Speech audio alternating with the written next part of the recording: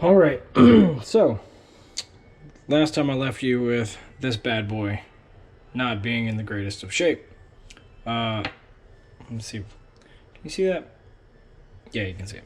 Okay, so this little barb right here decided it wanted to get stuck, and that really annoyed me after it snapped off. But I was able to figure out how to get it out. It's a little bit of a crazy way to do it, but I'll show you how I did it just in case you ever run into it yourself. I don't even know if it's going to work today, but it worked the other day. Yeah, it's going to work. Okay, so these little things are made of brass. Sometimes you can get them in nickel, but either way, steel is harder. So get yourself like a steel wood screw, which is what I did. And once you kind of take this thing apart, remember that these are hollow. So what I did, took everything out, took the front adjuster off,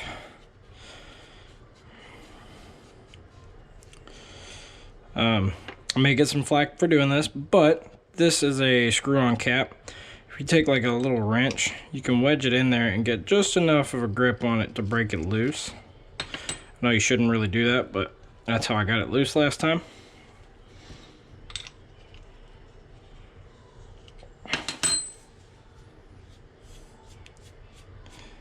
So took the insides out. This should have an O-ring on it, which I will be putting on here in a minute. Here's my spring. Let's see if we can push that out here.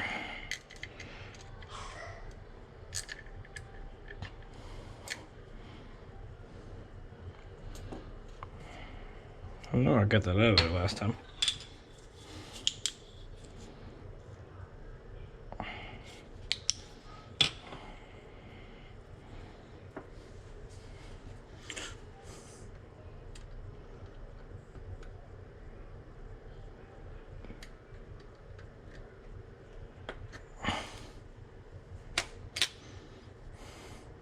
So this should have an O-ring on it, which I have the replacement. So I think it's this guy right here, this big beefy guy.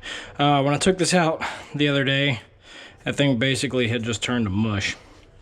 But back to this sweet barb problem that we had.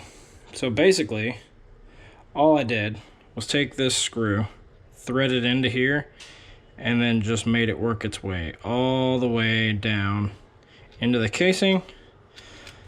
Pop the screw off, out comes this little barb, or the base of it anyways. And then hopped on the internet. Shout out to these guys. You see that really well? Autocockerparts.com. I ordered this little barb on Friday. I live in Texas. They're out in California. I got it today, which is Monday.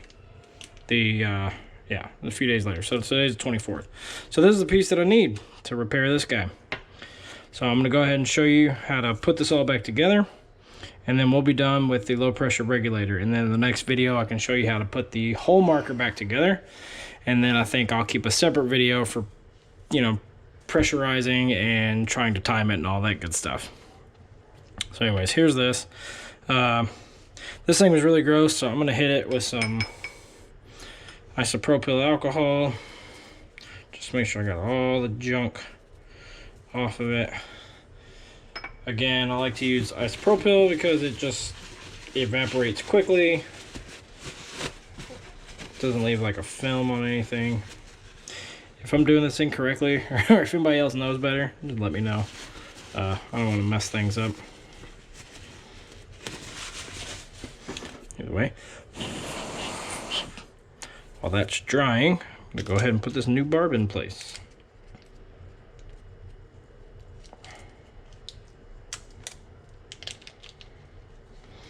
Okay, so this new barb is just going to thread right on here.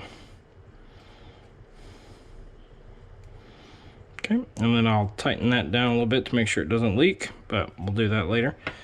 For now, I need to take this O-ring, get a little bit of lube on it.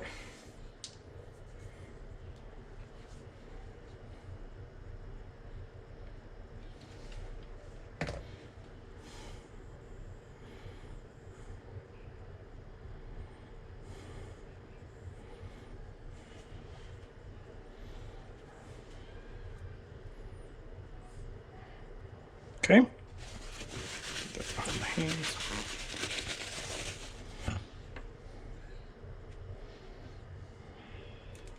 Set that over the post. Put that back in the regulator body itself.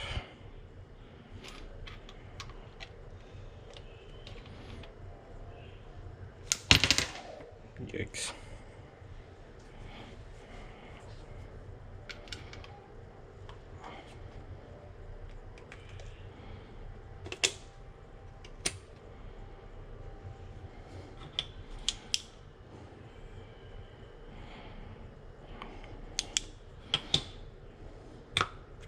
Okay, put my spring back in, strike plate back in.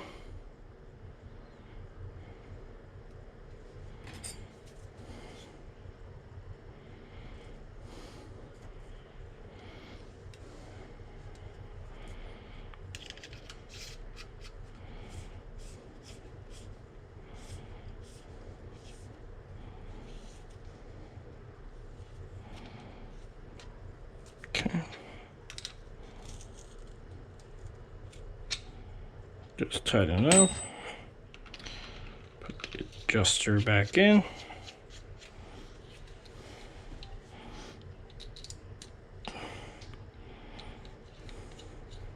All right. There you have low pressure regulator all back together. All right. Like I said, next video I'm going to put the whole marker back together and then we'll try and pressurize it.